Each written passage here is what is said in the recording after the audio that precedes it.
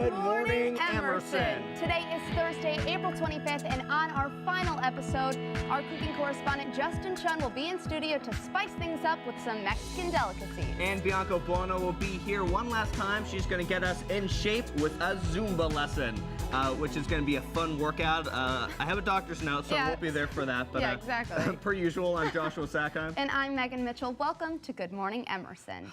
Bittersweet day. It is a bittersweet day. You know, we could look at this one of two ways. We could say, man, I'm so sad that this is over. Or we could say, you know, what a great semester we had. We've had a great semester. Absolutely. We've had a good run, and at least we're not this guy. At least we're not this guy. AJ Clementi, he was an anchor for KFYR TV. And it's an NBC affiliate in North Dakota. And actually, you know, we should just let them see what happens. Yeah. You're watching the Evening Sunday on NBC North Dakota News, your news leader in high definition. Gay.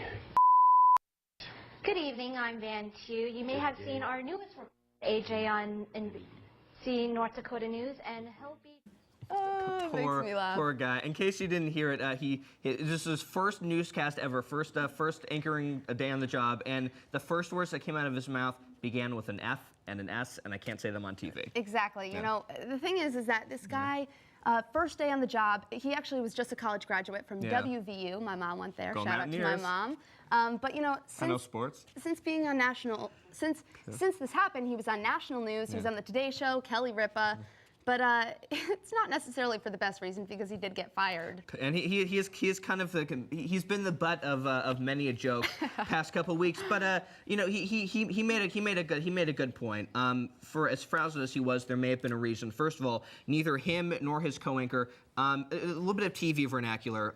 Me and Megan wear these earpieces called if you can see it, IFBs. And they're basically what lets us hear our director and our producers. Yeah, and so if we're being stupid, they can tell us to knock it off. Exactly. He didn't have one. Neither did the other anchor, so he didn't actually know that he said these words on air until the third break. So exactly. He you know, obviously wasn't even kind of doing a good job right after that. Not to say that we're the judge of that, but he could have been a little bit more aware of what he was saying when he had a microphone on. You know what? Coulda, shoulda, woulda, and of course it's a little funny, but we are wishing him the best of luck. But someone who approaches news with a dogged determination. There we go. Is our own Tamara Sakarczyk. So one last time, Tamara, what's the scoop?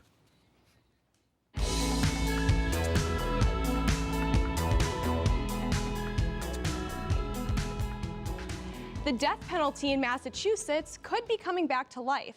A bipartisan group of legislators, including Republican U.S. Senate candidate Daniel Winslow, proposed restoring the death penalty as a result of last week's tragedy. Bombing suspect Joe Carsonayev will be charged by the United States federal system, but Massachusetts legislators are asking what would happen if he was not. Everyone now is relieved that these terrorists, are going to be federally charged because he can get the death penalty. But what if he were not going to be federally charged? In Massachusetts, there would be no death penalty. Legislators in support of the proposal are using this case to push for a debate after House representatives rejected the proposal yesterday. A similar bill introduced in 2005 by the Romney administration was designed to protect the Commonwealth's justice system, including the police force and witnesses of crimes. The fate of Romney's measure was defeated by the Democratic-led legislature at the time. If the proposal is supported this time around, it will not influence current cases. While the legalization of gay marriage is pending in Rhode Island, France has committed itself to equality. Following Tuesday's national debate in the conservative nation, the Socialist Majority Assembly passed the measure with 331 votes. But it's not just about having a large number of supporters for some. You see, there is no debate, no discussions on this very important reform, and according to us, it's very important to make a priority on the question of unemployment. The issue has divided the nation and led to mass protests, in some cases resulting in violent attacks against same-sex couples. According to French lawmakers, same-sex couples will be able to say "I do" as early as June. The man infamous for sending letters laced with ricin to President Obama and Mississippi Senator Roger Wick may not be the culprit after all. A Mississippi judge released Kevin Curtis from custody after investigators neglected to find any indication that Curtis had poison or even the ingredients to make it at his house. The lack of proof followed the suspect's lawyer's suggestion that his client could have been framed, showing officials an exchange of angry emails with a coworker sent shortly before the letters were mailed on April 15th. The FBI still believes Curtis is guilty, but he was released for lack of probable cause. A recent hacking scandal may convert social media buffs to newspapers. The Associated Press Twitter account was hacked by the Syrian Electronic Army on Tuesday.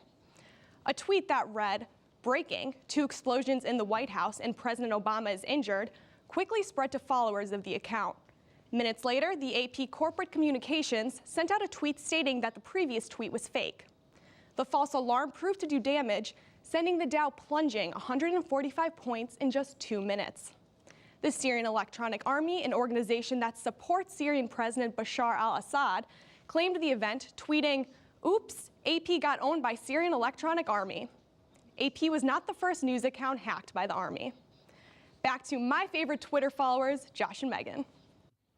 Thanks, Tammy. Now, the death penalty was already opposed in Massachusetts back in 1997.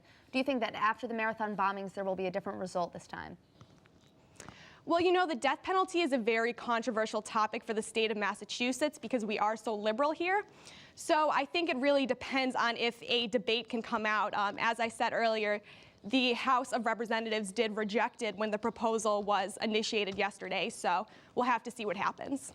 Absolutely. Thanks for that, Tammy. Let's toss it over now to our cooking correspondent, Justin Chun, who's going to top off the semester with an authentic Mexican meal. Justin? Hola, mi amigos. That's right, Josh and Megan. What better way to start out your day than with some home-style Mexican cooking? I got the chance to hang with the pros and see how it's done at Mija Cantina and Tequila Bar in Faneuil Hall. Hola from Faneuil Hall, and as I was walking here, I was wondering where I could get some real Mexican food, and somebody told me to come down to Mija Cantina and Tequila Bar. So we came, and let's put it to the test. Hey guys, so I'm here with Brad, the executive chef here at Mija. Brad, how you doing today? Good, how are you? I'm doing fine. Now, how long has Mija been at this prime location over in Faneuil Hall?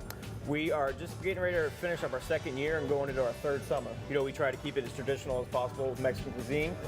We do have hamburgers for, tourists and kids, and we do have a kids menu that has chicken fingers on it, but most of the line we do just about everything in-house. Cool. So would you say that you have a signature dish as an executive chef here? Yeah, the chicken mole is probably our most signature dish. So you think you could maybe take us down and show us how to whip that up? Of course. We take the first half chicken and we debone it and confit it in oil. Next we take our organic all-natural chicken breast, give it a nice little layer of salt and pepper. Then we start with skin side down on the hottest part of the grill to get a nice crisp on the crust. We're going to take some cream and scald it, and then we'll add our sweet potatoes. Then we mix that all together. Our mole sauce, we just want to heat it up a little bit. Next, we're going to start with the sauteed spinach side. We'll just add our spinach. And then to finish our dish, we start with the center of the plate with the mole sauce, our sweet potato mash, a little sauteed spinach. And then we have our hot chicken leg and thigh, and then we top it with the grilled breast. There we go. So there you have it. That completes our GME tour of the world.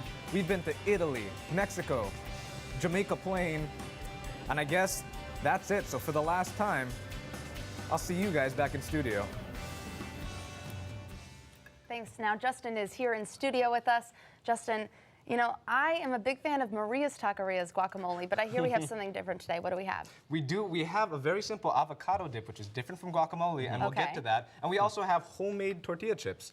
So let's go ahead and get started. Let's do it. The first thing in guacamole or avocado dip, of course, is the avocado. Okay. So what I'm going to do, I pitted these avocados. I have them. We're going to slice them, score them a little bit. Okay.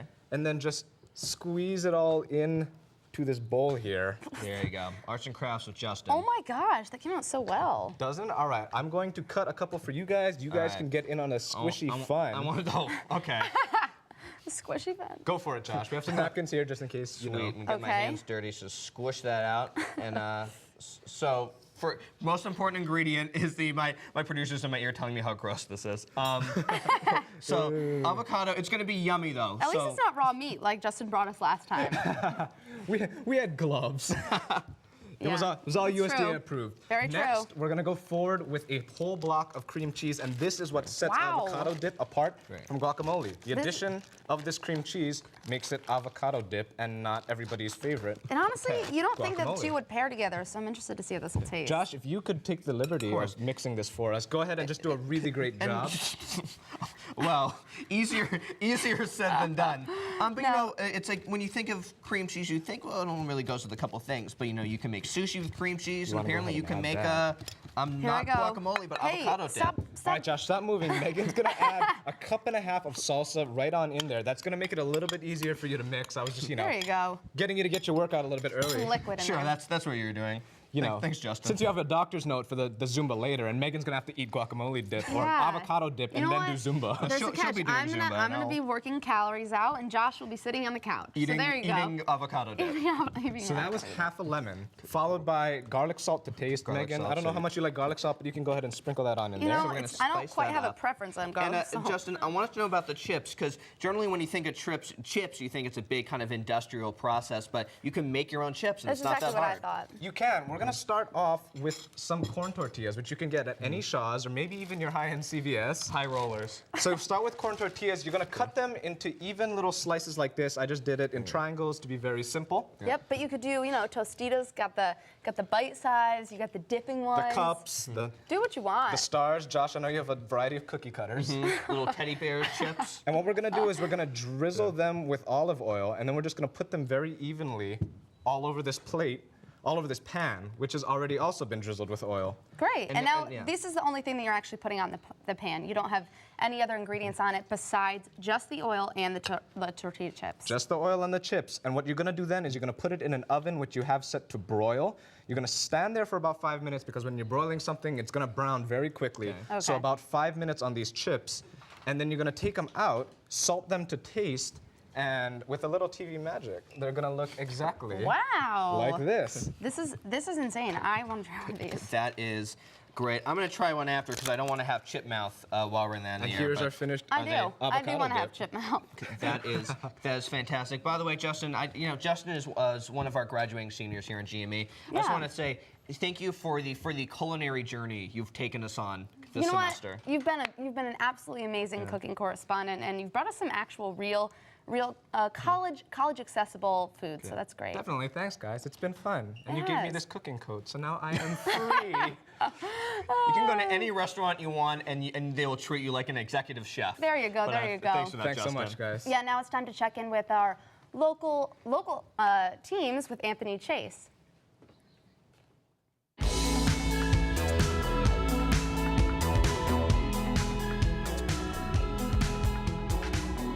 Good morning to you, Josh and Megan. It would be nice to end the season off with some good sports news. However, the Boston teams have been anything but strong as of late. Both the Celtics and Bruins are coming off tough losses from Tuesday night, which brings us to our summer previews. The postseason is shaping up to be a short one for the Celtics. Down 2-0, the team is hoping to put on a show for the home crowd on Friday night. Boston led at halftime in both games so far, yet did not know how to finish, with 20 fourth-quarter points in the series so far. They do not have the resources or the energy to get past the Knicks. In other words, Melo is unstoppable, and Rondo is in street clothes. Moving on to the Bruins, let's take you back to April 10th. That was the golden date before the Bruins dropped 5 of their last 6 games. The TD Garden might be calling in the summer Bieber concert early if the Bruins don't get their act together for the postseason. The sloppy passing and lack of focus isn't going to fly in May. While the Bruins are trying to get back to their brand of hockey, the Penguins and Capitals are in line to dominate the East in the playoffs. Yesterday at Fenway, the Red Sox attempted to put an ugly 13-0 game behind them and maintain the support of their city with Lester at the helm. Meanwhile, the Oakland A's were looking to go on top of the AL West. Boston fans still lucky this game could go on, but they weren't. Thankful for Chris Young in the 4th with this home run. That's a 3-run homer that'll put the A's on top, but later on, don't worry, the Red Sox offense is gonna get it going. There's Shane Victorino. Here's Big Papi. And finally, last but not least, let's throw in some Daniel Nava with the run production to give the Red Sox the win. Bailey with the close. Finally, it's time to cut to the chase on college football. 3 words: college football playoffs. The BCS promises it will be more exciting than it sounds. 4 teams will play in 2 bowls to reach the national championship. The bowl games are said to rotate by name and location, beginning with Rose and Sugar in 2015, Orange and Cotton in 2016, and the Fiesta and Chick-fil-A Bowls in 2017. That's your sports. Now back to Josh. Thanks, Anthony. So, look, we all want it to be like it was 2 years ago. We really want that Bruins playoff, but they've been struggling without a doubt. So who do you think is going to win the Stanley Cup? That's right. I'd love to see the Bruins get another one, but the way they're playing, it's just not going to happen this year. The Capitals are looking strong, and also the Penguins. I think they're going to decide the East, and then it's going to be whoever wins that against the Chicago Blackhawks for the Stanley Cup championship. And it's looking like the golden days of the Celtics and the Lakers are gone, unfortunately. I'm a Lakers fan. So who looks like the best NBA team of the year? That's right, Josh. Our teams are out. It's the new guys in. I'd love to see Kevin Durant get a ring. I think he deserves one. He's a great player. But the Miami Heat, they're on a roll. LeBron James, Shane Battier, the whole team, I think they can do it again this year. Bring back Shaq. That's the problem with the NBA, or not. Thanks, Anthony. So to further liven up this last episode, we've brought in Bianca Buono, Latin music, and high-energy dances. Unfortunately, I won't be able to participate in today's demonstration. I have a doctor's note, but thankfully, I got my Zumba workout out of the way before the show. Bianca? Thanks, Josh. I had a chance to stop by Women's Fitness of Boston, and Josh, it's a good thing you got your workout out of the way already because Zumba will put you to the test.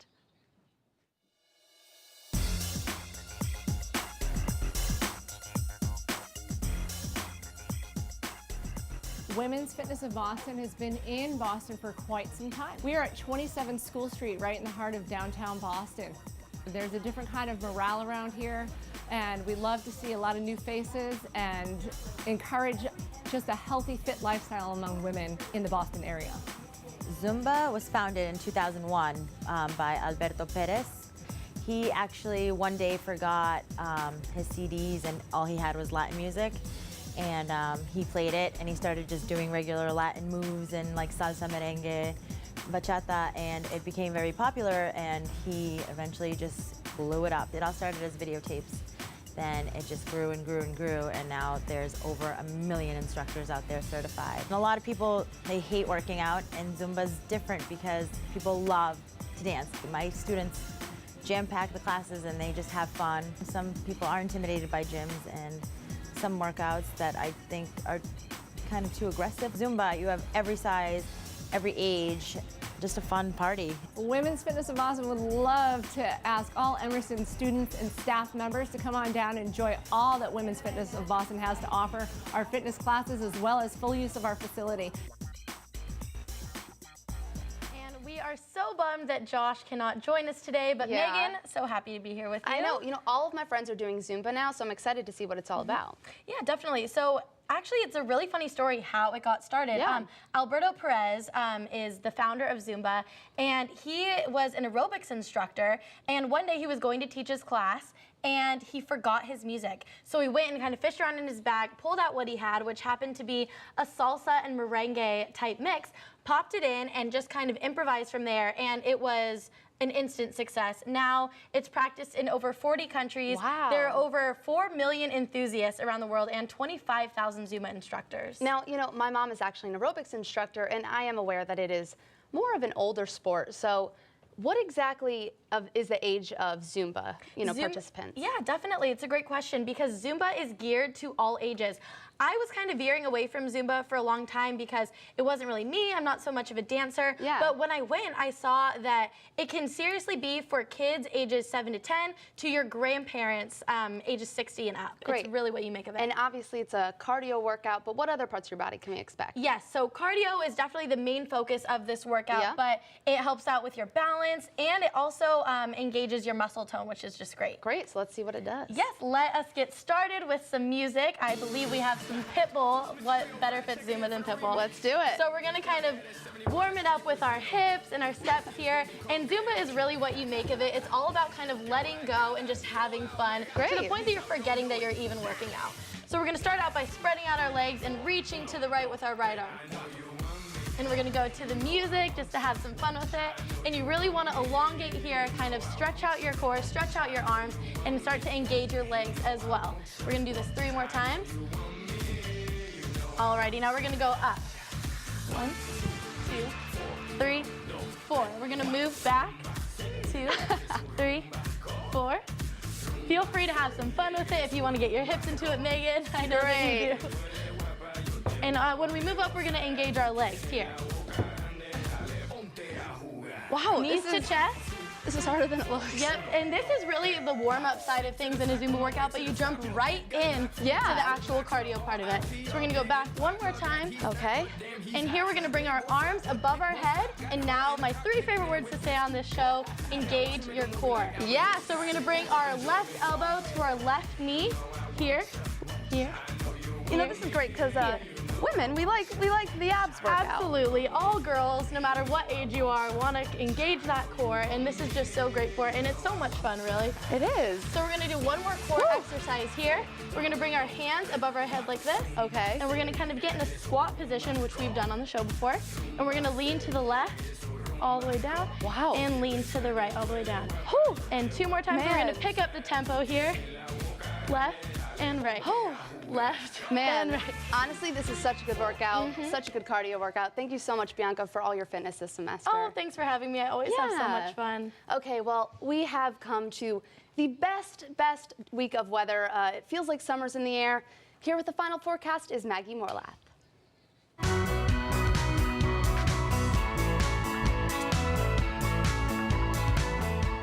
Thanks, Megan. The semester may be winding down, but the weather is finally warming up. This week, we're looking at temperatures consistently in the 60s. So, with sunny skies and barely any clouds, I can confidently say that the rest of this week will be quite a nice one. Let's head to that 5-day now. Today, we're sunny with a beautiful high of 64 and a low of 41.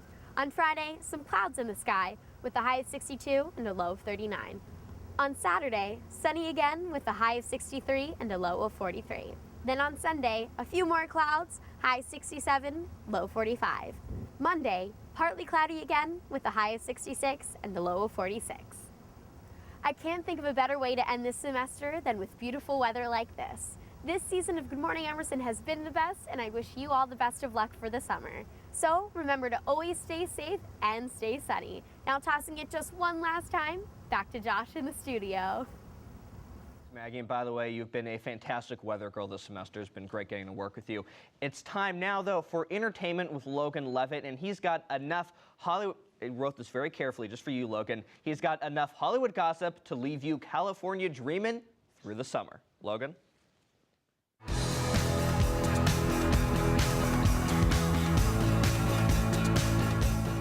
Thanks for that, Josh. Janelle Evans is back behind bars. The Teen Mom 2 star was arrested in North Carolina for assault and possession of heroin. They also found a pipe in her possession when she was arrested. According to police, she threw a piece of furniture at her husband, Cortland Rogers, during a domestic dispute. Her husband was also arrested for assault by hitting her in the neck. At the time of her arrest, Evans was also cited for failing to pay for child support. Evans was involved with a brawl in 2011 and tested positive for marijuana while she was on probation last year. Sharon Osbourne is speaking out. The talk co-host opened up Tuesday on her daytime talk show about the rumors about her husband, Ozzy Osbourne. She confirmed that Ozzy has relapsed and has been having issues with both alcohol and prescription drugs over the past few years. Sharon says she's dealing with it in the best way she can. It's our business. We're dealing with it. We're not getting divorced. However,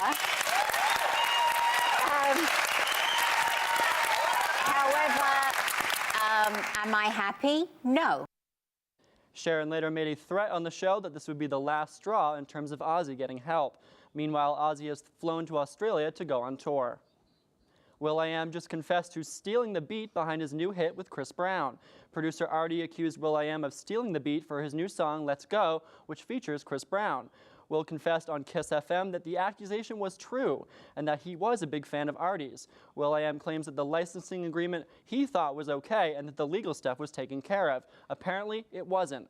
However, will.i.am said in an interview that he hopes he can clear everything up very soon. I got a feeling that will.i.am maybe see a lawsuit coming his way. Finally, Rebecca Black is back, and it's not even Friday. The former YouTube sensation is most famous for rehearsing the song Friday, which became famous for basically how terrible it was.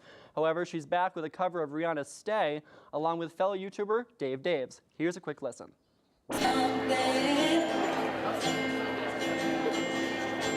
He said, if you're dead, come a little closer.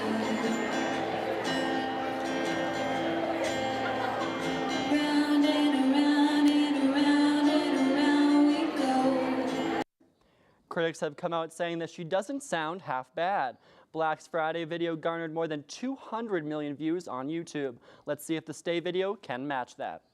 For the last time this season, that's your entertainment news for the day. Let's send it over to two people who I'm sure are huge Rebecca Black fans, Megan and Josh. Maybe. You know it. Now, Ozzy Osbourne has been struggling with his substance abuse problem for his entire life. Is there any hope for him becoming sober? I think there's hope for him becoming sober. I think we've seen bigger comeback stories in the past, and I think that Ozzy Osbourne has been struggling with this for a while. But as Sharon Osbourne said on the show, she's not giving up hope, and she thinks he can not relapse again and can recover. Okay, great. Well, thanks for that, Logan. Of course, we're wishing him the best, of course.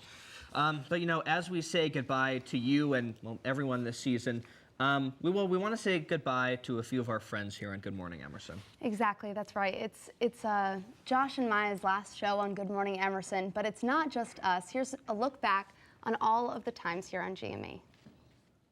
Was one of the first friends I made here at Emerson. He was our rock in studio. Anything was possible with Rob Kohler. He's a big pile of awkward, but I guess that's why I love him. He is the sweetest, cutest man in the world. He makes everything a good time, no matter what you're doing, no matter how stressful the situation is. He's like the gentle giant. He's the calm in the storm. I'm proud to see how far you have come. John is sassy. He's like the kind of person you look up to sometimes. He values passion in his work. He's such a great, funny person to be around. He's just gonna do wonders in the film industry. And a surprise, he wants to do the film industry. Sorry, TV. Becky and I kind of became a TV duo somehow. She has just grown in confidence. Like, she's always just so excited about what she does and so dedicated and pours her heart and soul into it. She is a no-holds-barred personality when she sits in the director's seat. She has taken it upon herself to give back to the younger students. The thing that will help Becky most in the future is Becky, because Becky is perfect. And as long as I knew that Becky Wally was directing something I was a part of, I knew I was in good hands. She is just an all-around beautiful girl. I shouldn't say girl. She's a beautiful young woman. Josh is the gem that we're losing. It's really sad. This man is incredible. You give him anything and he just comes out with gold. He's an Emmy Award winner. He first got rejected by the Emerson channel a lot. Every rejection that Josh got, it just fueled him. He can either be so silly, goofy out there, or he is really, really good at doing hard news. He's just so easy to work with. So charming, so quirky, he's so endearing. Megan has an enthusiasm and a professionalism that will get her far. You want someone who's so energetic and passionate, and I felt that she definitely had that. I think she takes it above a college show, and I think she makes it a very professional show. GME is really gonna miss out without having Megan Mitchell hosting it. We do things together that I would do alone, like just like sit and watch TV, but it's better when Megan's there. I know that when they leave here, they will be great successes in whatever they do. Saying goodbye to your Emerson career is really difficult, but what you have to remember is all the good times that happened. Josh, I'm gonna miss you, buddy. And I know you're going to do so well wherever life takes you. John, don't leave. And you guys are going to go out and do amazing things out in the real world, and I will really miss you guys, and don't graduate. What? None of us had seen that. No. You would think I'm on my phone the whole time during the show. That was really. That was so nice. But you know, two people that really, really made this show, and I know they'll be sticking around, you know, at Emerson Channel for a while, and that's Ian and Tara. And thank you so much for all that you've done. Yeah, but you guys are fantastic. Josh and I have had a blast being your hosts all semester, and remember to tune in come fall when GME returns. So one last time, you want to join in with me on this one, Megan? I want to. Thanks for watching Good Morning Emerson. Have a great day.